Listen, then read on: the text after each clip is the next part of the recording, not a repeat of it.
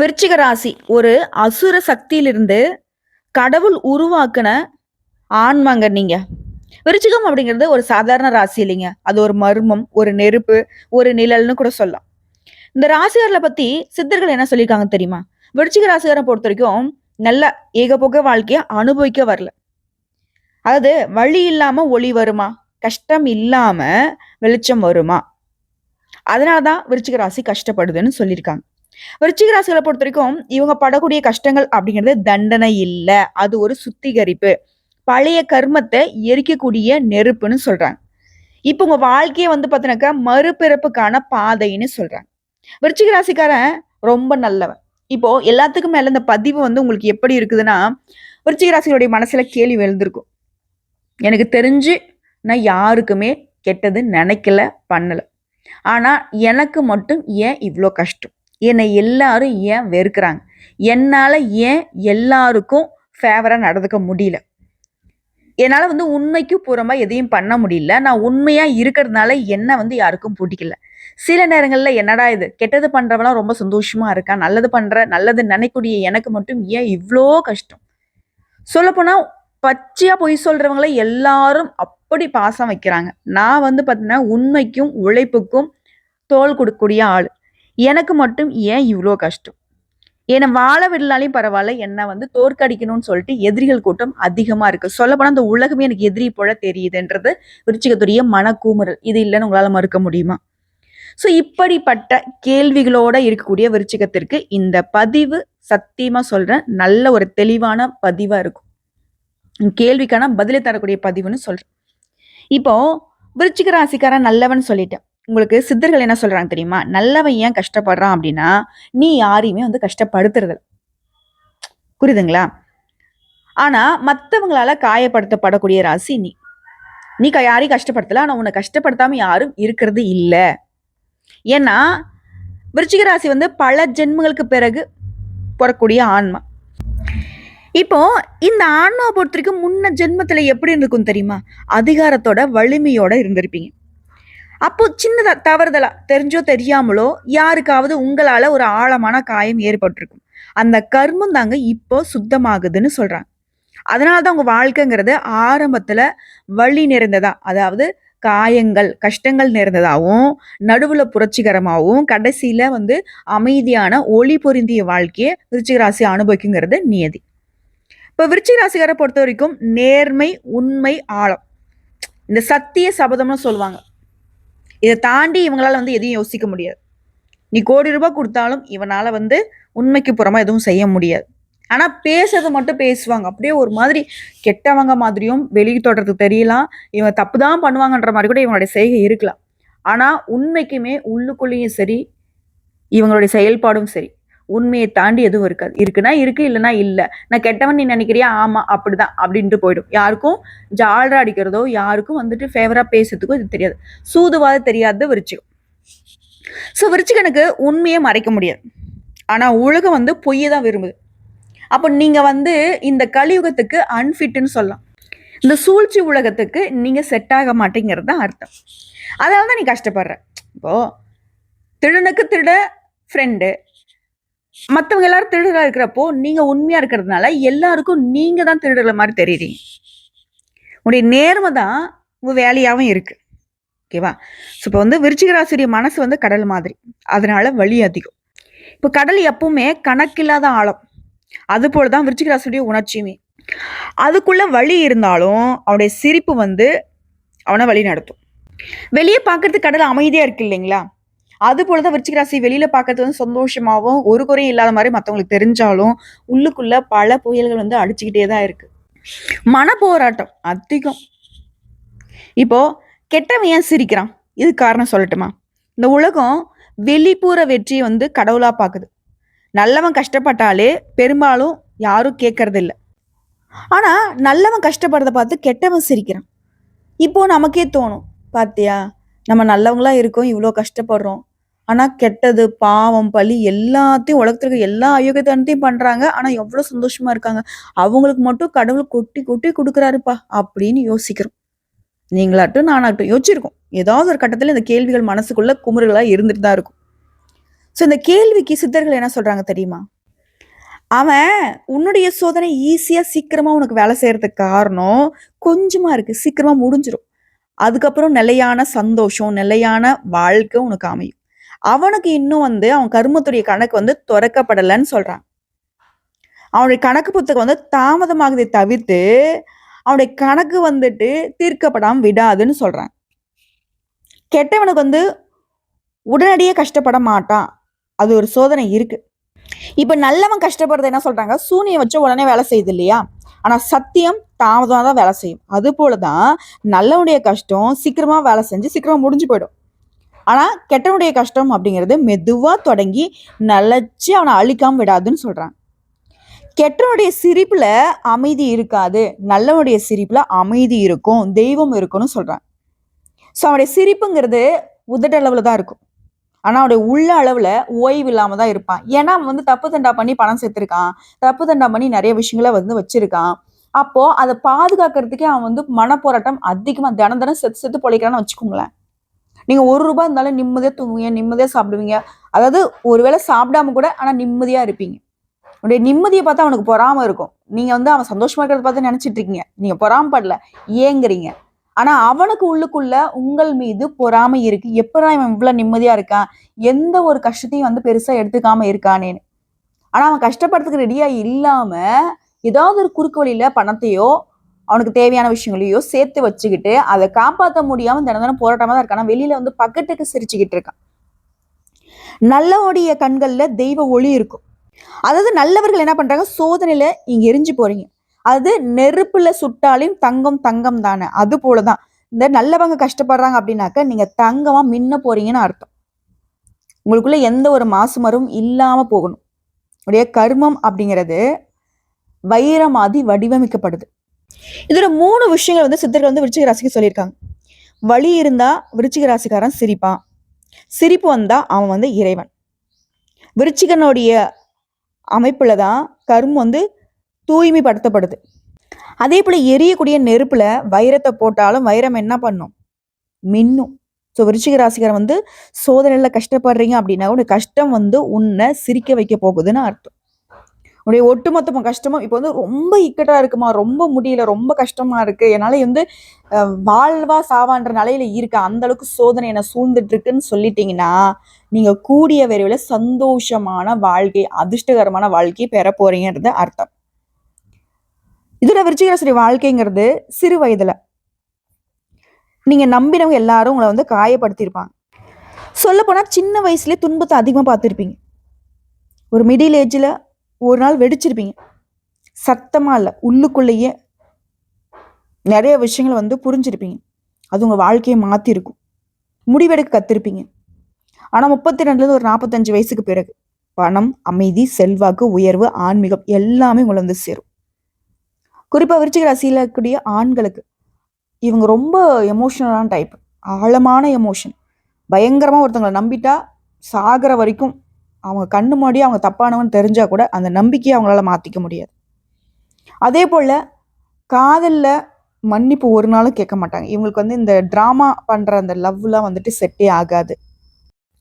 காதல இவங்களுக்குன்னு ஒரு ஸ்டைல் இருக்குங்க. உனக்கு வேணுமாமா பண்ணிக்கும், அவ்வளவுதான்.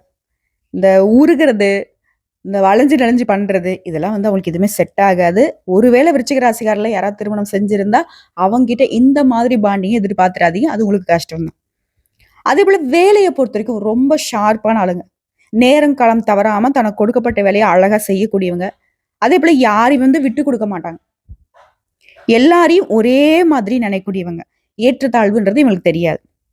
அதே போல இந்த விருச்சிக ராசி ஆண்களை பொறுத்தவரைக்கும் ரொம்ப அதிகமான கஷ்டங்களை அனுபவிப்பீங்க. ஆனா ஒரு நாள் ராஜா போல கிங்கு மாதிரி எழுந்து நிக்கதான் போறீங்க. அது நிரந்தரமான வளர்ச்சியா இருக்கும். சரிங்களா? அதே போல விருச்சிக ராசி பெண்கள் இவங்க சக்தி வடிவம், ஆளுமை, கர்ம சுத்திகரிப்பு, பேரன்பு, பெருங்கோவம். வீட்டுக்கு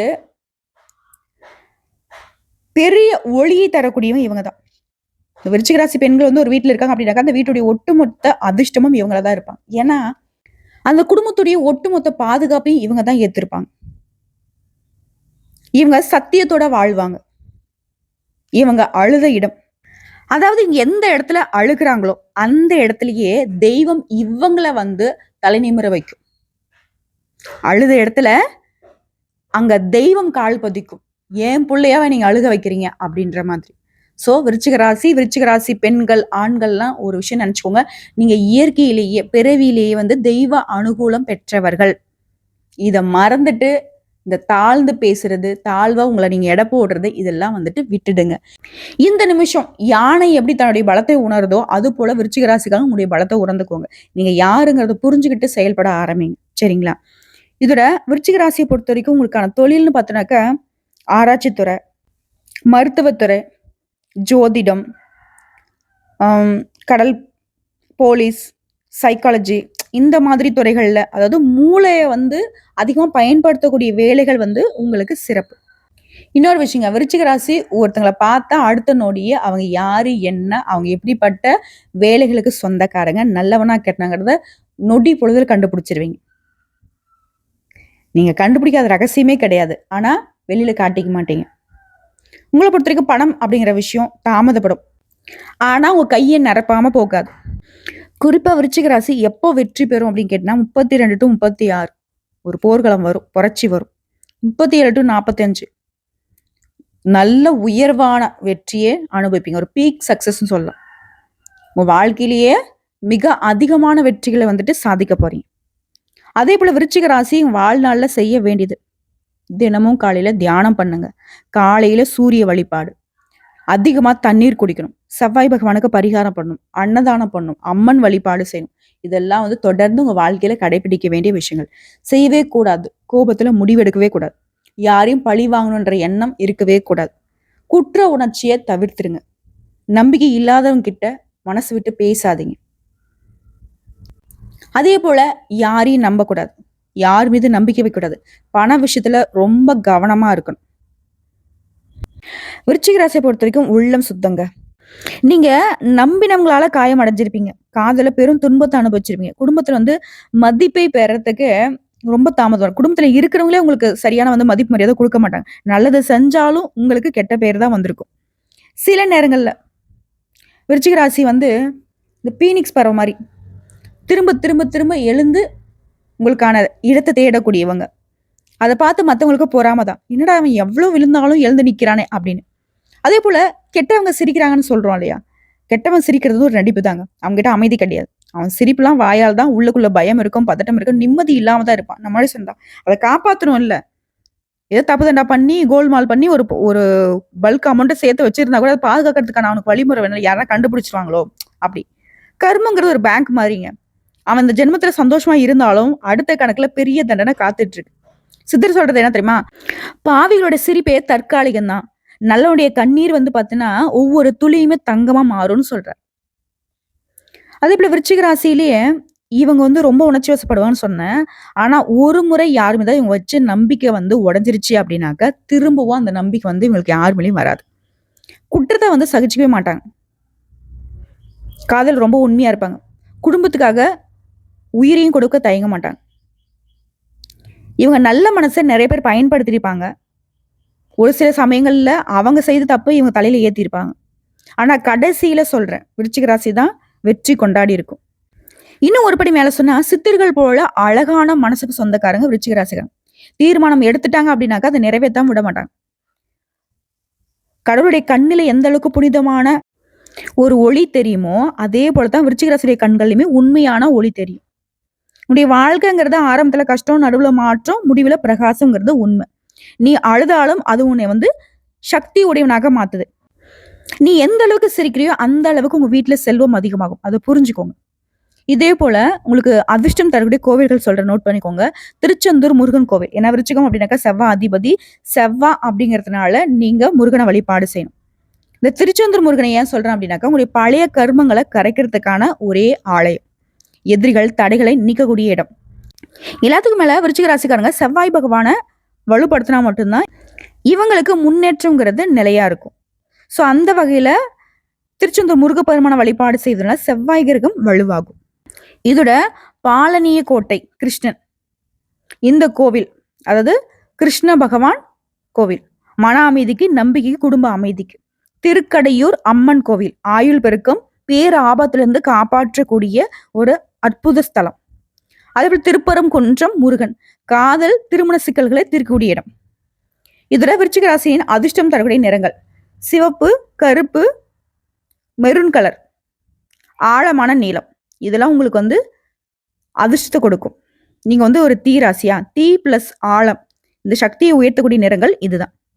அதிர்ஷ்டம் தரக்கூடிய எண்கள் 9, 7, 8.